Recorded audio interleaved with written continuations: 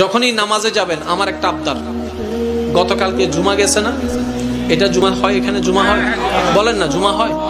আমরা বেশিরভাগ মুসল্লি হয়তো আসি আজানের আগে, মানে ওই নামাজের আগে।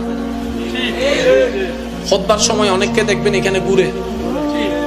আল্লাহর ওয়াস্তে এটা করেন না, একদম হাত জোর করে বলতেছি, আল্লাহর ওয়াস্তে এটা করেন। জোহরের নামাজ 4 রাকাত, কয় রাকাত?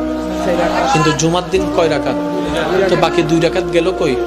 আপনি যদি চুপ করে খুতবা শুনেন, ওই 2 ইমামের পিছনে 2, 2 4 না পাওয়া নিয়ে আফসোস বাদ দেন, আল্লাহর ভরসায় ছেড়ে দেন।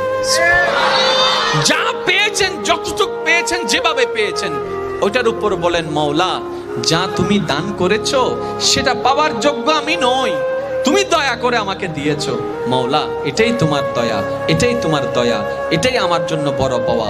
আলহামদুলিল্লাহ, আলহামদুলিল্লাহ, আলহামদুলিল্লাহ।